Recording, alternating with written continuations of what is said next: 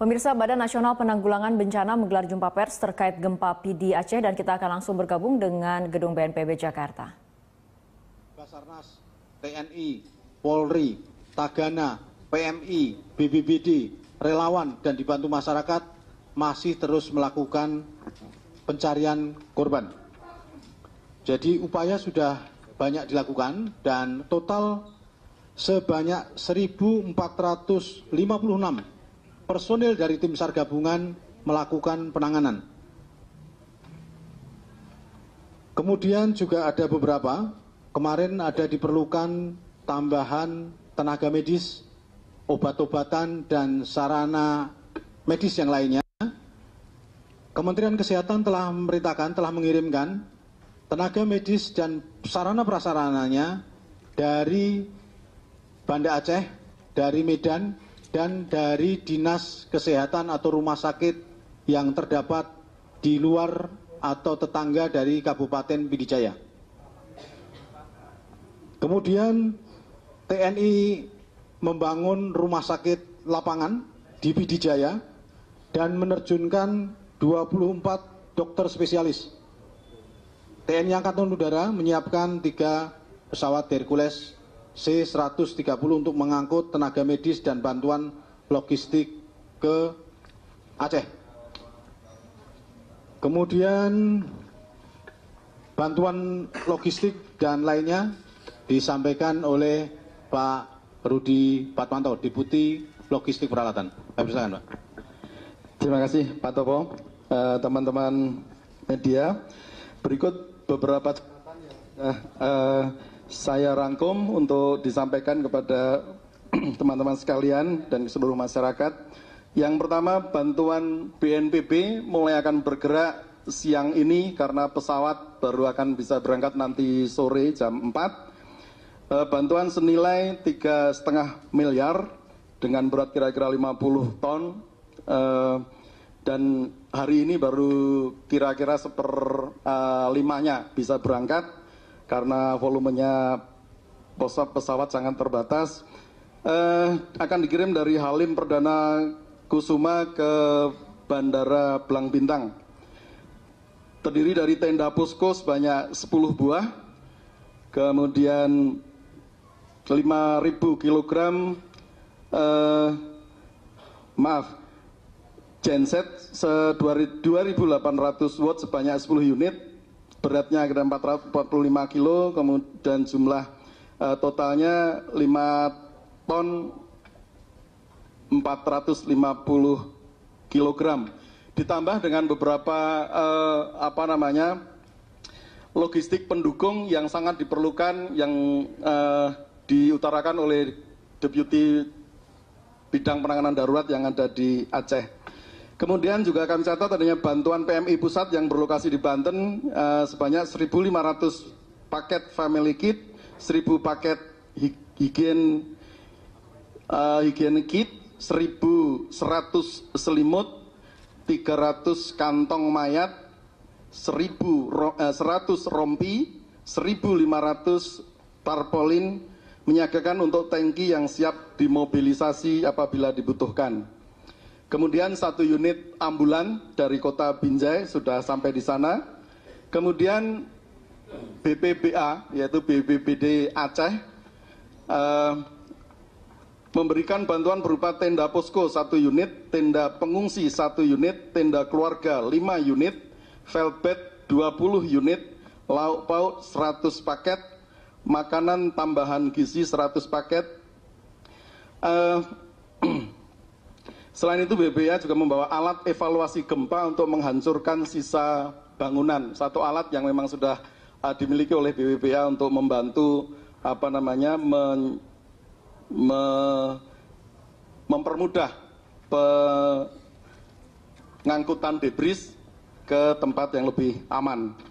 BPBD Kota Binjai mengirimkan peralatan dan perlengkapan USAR, 2 unit ambulan dan obat-obatan, beras dan mie instan.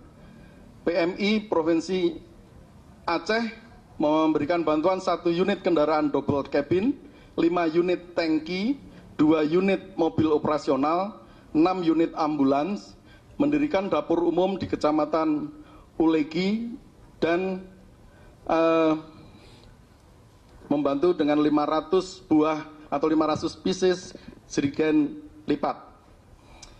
Bantuan Kemensos senilai 2 miliar yang berupa tenda keluarga, tenda gulung, matras, selimut, family kit, footwear, kidswear, baju, mie instan, makanan kaleng, dan berbagai jenis sembako. Dari analisis BNPB yang sudah ada di sana, kebutuhan yang mendesak diperlukan oleh para masyarakat yang terpapar bencana adalah sandang dan pangan. Sandang perlu diberi catatan khusus, kalau bisa adalah yang betul-betul layak pakai. Jangan tempat bencana dijadikan pembuangan baju-baju yang sudah tidak dipakai di rumah, yang begitu dibuka di sana tidak bisa dipakai sama sekali. Diharapkan syukur-syukur baru untuk teman-teman yang sedang menderita di Aceh. Kemudian peralatan kesehatan dan obat-obatan, khususnya pampers bayi juga diperlukan. Kemudian mobilisasi dokter ortopedi karena telah ditemukan luka fraktur dan kemungkinan akan banyak ditemukan kasus yang sama untuk menambah tenaga medis yang sudah di lapangan. Kemudian kebutuhan mendesak lainnya adalah tempat penampungan sementara atau shelter, termasuk yang dipikirkan oleh BNPB adalah MCK. Kemudian alat berat untuk evakuasi debris yang ada di sana. Selain yang sudah ada, diperlukan tambahan alat-alat berat untuk menolong evakuasi bekas bangunan atau bangunan-bangunan yang runtuh untuk bisa disingkirkan dengan baik. Memang di dalam pelaksanaannya BNPB sudah berkoordinasi dengan BPBD yang ada di sekitar daerah bencana. Kami sudah menghubungi dari Sumatera Utara, Sumatera Barat, dan kabupaten-kabupaten di sekitar PD Jaya, Biren, dan PD untuk bisa menggerakkan aparat dan peralatannya, termasuk logistik yang dimilikinya untuk mendukung penanggulangan bencana di Kabupaten PD Jaya, Biren, dan PD Provinsi Aceh. Sementara itu berkaitan dengan logistik dan peralatan yang bisa saya sampaikan. Terima kasih Pak Towo. Ya, saya tambahkan terkait dengan alat berat. Alat berat sudah didatangkan dari beberapa kabupaten terdekat, apalagi Pak Menteri PUPera berada di sana, sehingga alat-alat berat yang dari Kementerian PUPera di balai-balai besar yang ada di sekitar Aceh sudah digerakkan menuju ke Aceh untuk PD Jaya untuk memberikan bantuan di dalam dukungan operasi SAR. Dilaporkan ada beberapa tempat memang tidak bisa dijangkau oleh alat berat, sehingga dengan kondisi seperti itu penanganan ya kita lakukan secara manual. Basarnas, TNI, Polri, relawan yang ada di sana memiliki keahlian, apalagi kemarin kita kirimkan tim Urban SAR, tim Collapse Building yang punya keahlian pengalaman untuk mengambil korban dari tumbukan material-material dengan peralatan-peralatan yang tidak perlu alat berat. Kemudian kemarin juga Basarnas mengirimkan live detector. Jadi peralatan yang bisa digunakan untuk melakukan scanning, melakukan scan di atas material puing-puing, sehingga kita bisa mendeteksi apakah korban yang ada di bawah permukaan tadi masih hidup atau tidak, berapa banyaknya. Jadi kita gunakan untuk operasi SAR. Beberapa tambahan juga, listrik sebagian besar di PD Jaya masih terputus, sehingga PLN berusaha untuk segera memulihkan kondisi listrik. Karena dengan tidak adanya listrik, tadi malam juga cukup menyulitkan di dalam melakukan operasi SAR karena tidak ada penerangan, sehingga terpaksa di beberapa tempat sore kita hentikan, kemudian kita lanjutkan pagi tadi. Tetapi di beberapa tempat yang ada penerangan, sampai pukul 22 malam, tim SAR masih mencari korban. Kebutuhan mendesak lainnya ada makanan penambah ya, MPASI, makanan pengganti ASI. makanan pengganti ASI, kemudian juga perlu tambahan vitamin, air bersih, dan MCK. Jadi biasanya kalau pengungsi nanti lama di tempat pengungsian, kalau masalah sanitasi tidak kita perhatikan, nanti mulai muncul keluhan-keluhan seperti diare, gatal, dan lainnya. Oke, mungkin itu yang bisa kami sampaikan. Ada pertanyaan, silakan. Pak, dari kantor berita Perancis AFP, Pak. Yang pertama, apakah diperkirakan jumlah yang meninggal akan semakin meningkat? Masih berapa banyak yang diperkirakan hilang?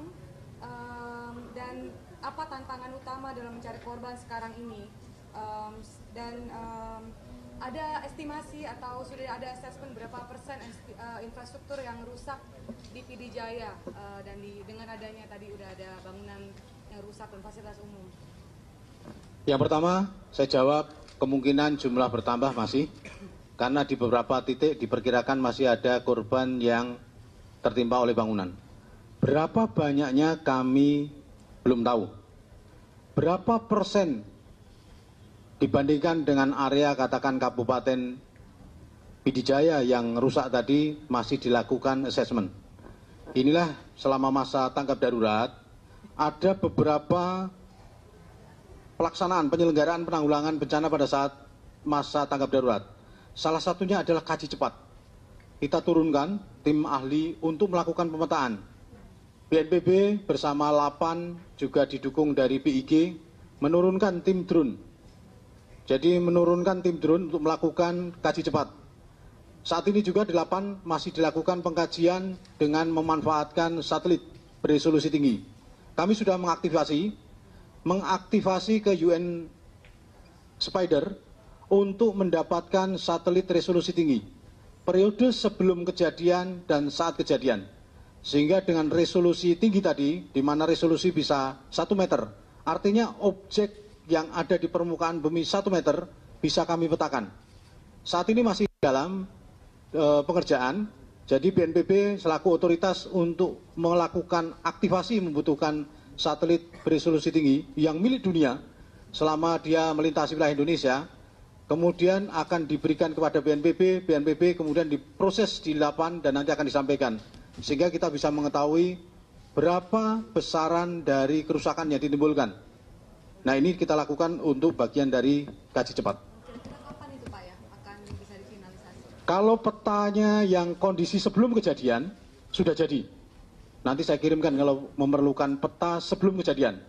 Tapi peta yang setelah kejadian masih diproses. Kami mencari, karena ada beberapa data satelit, citra satelit yang kondisinya tertutup oleh awan, sehingga tidak bisa dianalisis.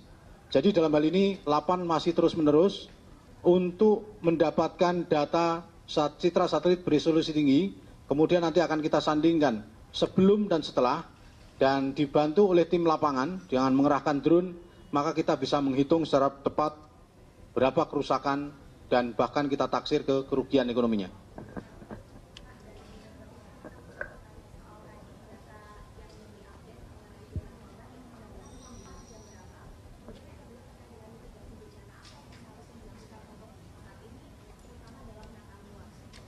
Ya, data yang saya sampaikan dengan total 102 orang meninggal tadi, data pada hari ini pukul 066. Data hari ini pukul 8 Desember 2016 pukul 6.00 waktu Indonesia bagian Barat. Jadi setiap kami mendapat data, kami melakukan cross-check kepada BBWA. Ya, sehingga kami bisa mengetahui secara detail di sini.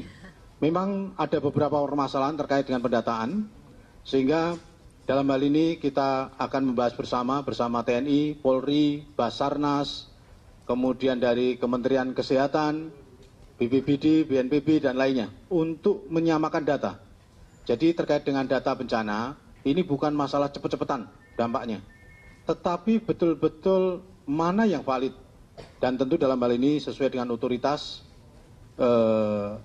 penanggulangan bencana itu adalah BNPB dan BPBD. Sehingga kita menggunakan data ini dan kita setiap menerima langsung kami konfirmasi. Tadi saya sampaikan dari 102 yang sudah teridentifikasi adalah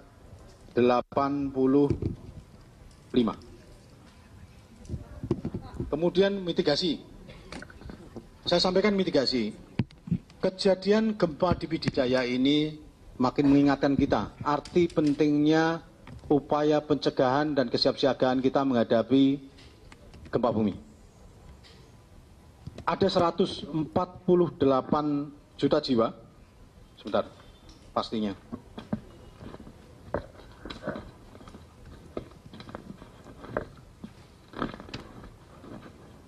...148,4 juta jiwa atau 62,4% dari penduduk Indonesia tinggal di daerah rawan gempa bumi dengan rawan dari sedang sampai tinggi.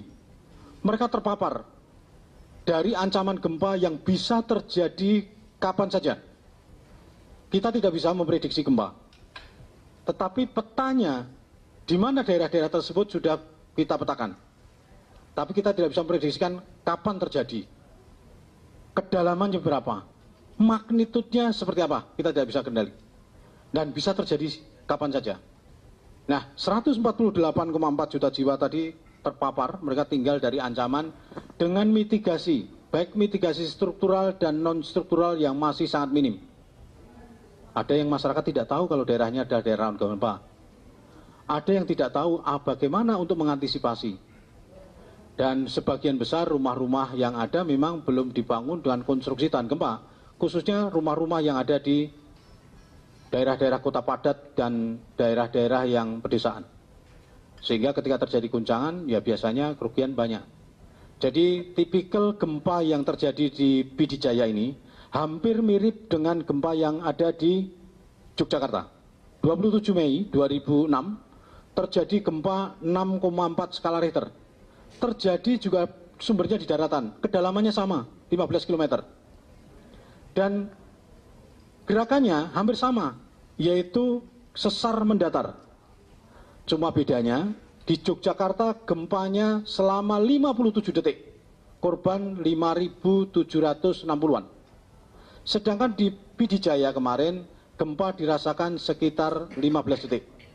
Guncangan sama, materialnya hampir sama, adalah tanah-tanah aluvium, yang tanah gembur, yang ketika terjadi goncangan, maka hentakan yang ditimbulkan oleh batuan tadi keras, sehingga bangunan kalau tidak kuat menahan tadi roboh.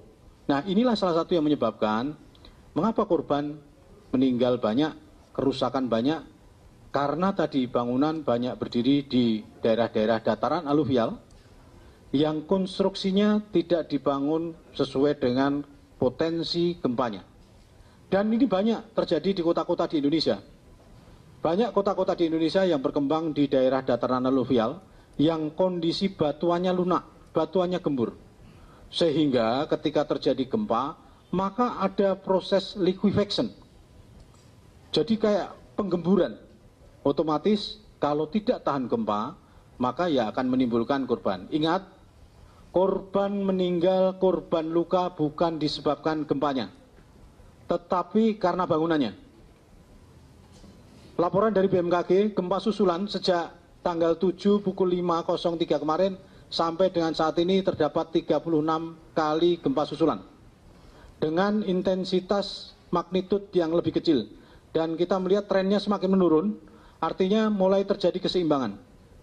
Tadi malam pukul 23 terjadi juga gempa 5 skala Richter di Aceh Besar. Di daratan juga, guncangannya cukup keras dirasakan, sehingga masyarakat tadi malam di Pidijaya juga berhamburan keluar. Nah, ini masalah mitigasi perlu menjadi perhatian kita bersama. Penataan ruang berbasiskan pada peta rawan gempa bumi hendaknya ditingkatkan, hendaknya diimplementasikan. Demikian juga perizinan-perizinan dan pembangunan yang lainnya.